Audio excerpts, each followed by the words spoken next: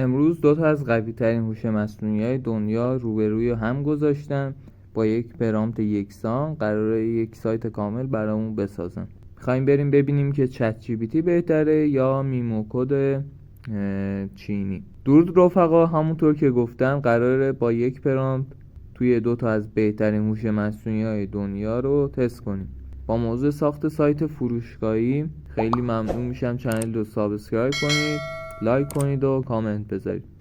اول از همه توی هوش مصنوعی گراک یک پرامپت فارسی رو بهش دادم و بهش گفتم سلام، این متن رو که میدم برای من تبدیل کن به یک پرامپت اپتیمایز شده با مصرف توکن پایین. ببین برای من این میخوام یه سایت فروشگاهی کامل برام بسازی با HTML CSS و جاوا اسکریپت، یه سایت خیلی شیک فروشگاهی، اسم فروشگاه دیجی استور باشه، فروشگاه لوازم دیجیتال هست مثل گوشی و لپتاپ و کنسول و وسایل اینطور دیجیتالی، حتما یه سایت کامل باشه، منوی ثبت نام و ورود داشته باشه، پنل ادمین داشته باشه، یه سایت باز میگم کامل فروشگاهی باشه، بشه بهش محصول اضافه کرد با عکس و متن خب بتونم محصول اضافه کنم، خلاصه یه سایت کامل باشه. اینو تبدیل کن به اون پرامپتی که گفتم و اگر چیزی کم داره به پرامپت اضافه کن تا یک سایت کامل واقعی بساز.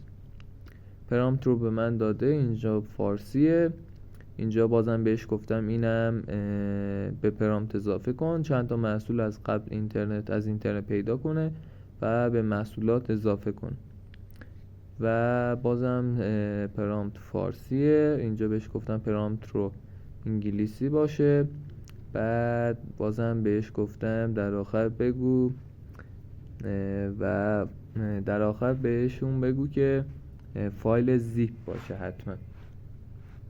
باز پرامپت رو بهمون داده، این دفعه کامل انگلیسی. بعد اینجا بازم گفتم که اینم اضافه کن سایت کاملا فارسی باشه. پرامپت رو بهمون داده، میریم که روی دوتا از بهترین هوش مصنوعی جهان یعنی چت جی پی تی و میمو کد تستشون بکنیم. چت جی پی تی رو روی سایت تستش میکنیم ولی میمو کد رو توی ترمینال. اول از همه اینجا پرامپت رو کپی بکنم. اول بریم توی ببینید دوتا فولدر زدم، اینو پاک بکنم. این سمت چپیه برای چت جی پی تی، اینم برای میمو. حالا من فایل فروشگاهی که میخوایم میمو داخلش سایت رو بالا بیاره رو باز میکنم، اینجا اوپنینگ ترمینال بزنم، میمو رو باز بکنم. راه اندازی کامل هوش مصنوعی میمو هم ویدیوش توی چنل هستش، باز میتونید نگاه کنید و بالا بیارید هوش مصنوعی رو. اینجا پرامپت رو پیست میکنم و روی مود بیلد هستش، روی اون هوش مصنوعی رایگانش هستش و اینتر رو میزنم تا برامون بسازه. این از ترمینال و فایل دیجی استور میمو، این برای میمو هستش، داره برامون میسازه. اینجا هم پرامپت رو بدیم به چت جی پی تی تا چت جی پی تی هم کارش رو شروع بکنه. اینجا شروع نکرد و بهش میگم که استارت بیلد، بهش میگم که شروع کن برای ساختن و اینجا بهمون ساختار فایل رو بهمون نشون داده و گفته ساختار فایل اینطوری باشه. بریم ما فایل رو بسازیم و بذارید این رو اوکیش بکنم. الان داره میسازه. اینو ببندیم. این فایل میمونه، فایل دیجی استور. خب گفته که بذارید من این سایت رو، این فایل رو توی ویژوال استودیو کد بازش بکنه. اینو بیاریم بغل، اینا رو ببندیم. خب گفته یه فایل هدر بسازید. چی؟ اینجا ساختار فایل رو به ما کامل نداده. بذار ببینم کامل کرده ساختنش رو. خب این رو فقط توی یه دونه فایل HTML برامون ساخته دیگه، نیومده جدا CSS و اینجور چیزا رو بسازه. من اسمش رو کپی بکنم، اینو index.html، اینو پاک بکنیم، یه فایل جدید index.html، این رو کپی میکنیم و اینجا قرار میدیم. این از چت جی پی تی و کلن 697 خطه. صبر میکنیم تا میمو هم کارش رو تمام بکنه. چت جی پی تی تمامه. خب میمو هم یه دونه فایل اضافه کرده توی فایلاش. این هم که فایل HTML چت جی پی تی هستش. صبر کنیم تا میمو کارش رو انجام بده و تمامش بکنه. خب اینجا که گفته چطور میخوای استفادهش بکنی، توی فایل زیپ یا میخوای بازش بکنم توی مرورگر یا حالا چیزای دیگه. من دو رو بهش میدم. خب اینم میزنیم. خب گفته که پلن رو میخوای تغییر بدی، نو رو میزنیم. بذار ببینیم توی فایلش چه خبره. دیجی استور. خب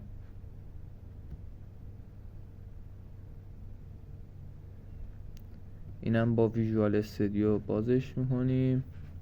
این رو ببینیم چند خطه. خب 2812 خطه. اینم باز ما اینو کامل بازش بکنیم. این برای چت جی پی تی بود 697 خط. اینم برای میمو کد بود 2812 خط. اول از همه سایت چت جی پی تی رو باز میکنیم.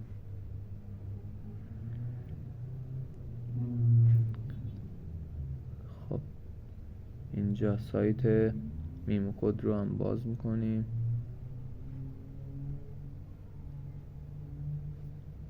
این هم از سایت میمو. خب بریم برای مقایسه شون. خب این سایت چت جی پی تی هستش و اینم. خب مثل اینکه سایت ها دوتاش هم یکیه، نباید اینجوری باشه. ویژوال استودیو. خب اینم بذار کوچکش بکنم. اینم بندازیم اینجا.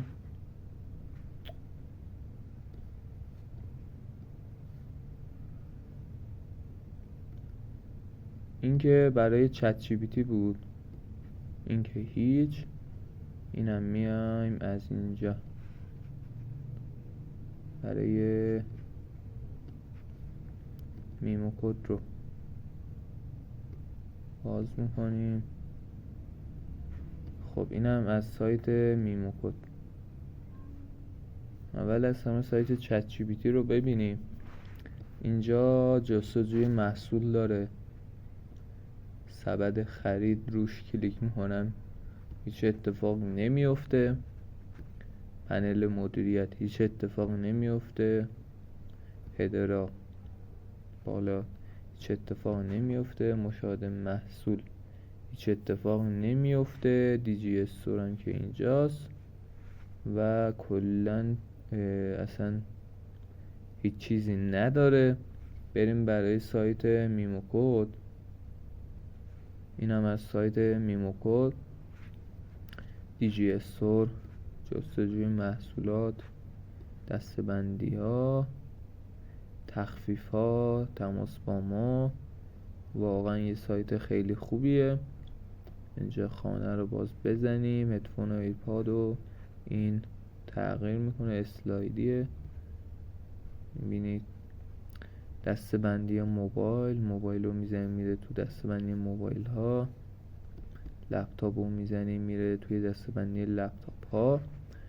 عکس براشون گذاشته، از اینترنت پیدا کرده و گذاشته اینجا. سبد خرید اوکیه، سبد خرید شما خالیه. ورود و ثبت نام هم اوکیه. جیمیل و اینا، رمز و اینا رو خواسته. مثلا این مانیتور،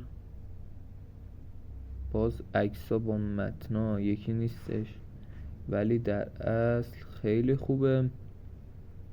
پشتیبانی 2400 و ارسال رایگان و اینا. و یکی از محصولات رو پلیستیشن 5 پرو افزودم به سبد خرید. افزوده شد، اینجا افزوده شده 32,240,000 تومان. و اینجا بذارید ما یک ثبت نام هم انجام بدیم. نام کاربری مثلا اینم حالا یه چیزه. ثبت نام رمز ورود باید حداقل 6 رقم باشه. 1 2 3 4 5 6 رقم. ثبت نام اوکی شد. رمزمون رو بزنیم، ورود بزنیم. خب خوش آمدید.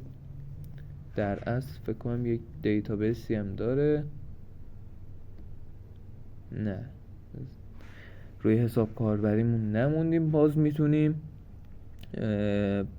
با پرامپتا این سایت رو گسترشش بدیم. ولی ورود زد و سبد خرید اضافه شد و اینجا یک سایت در اصل خیلی خوبی رو برایمون ساخت.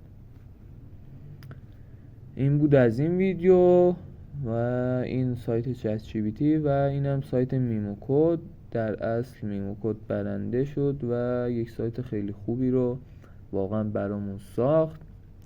میتونیم هم حالا با پرامپت هایی که فارسی به گراک بگیم و برامون یه پرامپت اون باگ هایی که داره سایت و اون مشکل‌ها و اون اصلاح هایی که دوست دارید رو میتونید به گراک بگید فارسی و تبدیلش بکنه به یه پرامپت و باز بدید به میمو و کامل ترش بکنه.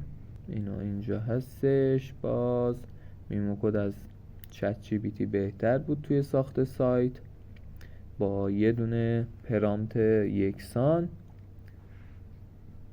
خیلی ممنون که این ویدیو رو تماشا کردید. باز ویدیوی راه اندازی میموکود هستش توی چنل، میتونید برای خودتون راه اندازی بکنید. هوش مصنوعی خیلی خوبی هستش. خیلی ممنون که این ویدیو رو تماشا کردید. سابسکرایب چنل، لایک ویدیو، کامنت گذاشتن یادتون نره. خیلی ممنون. خدا نگهدار.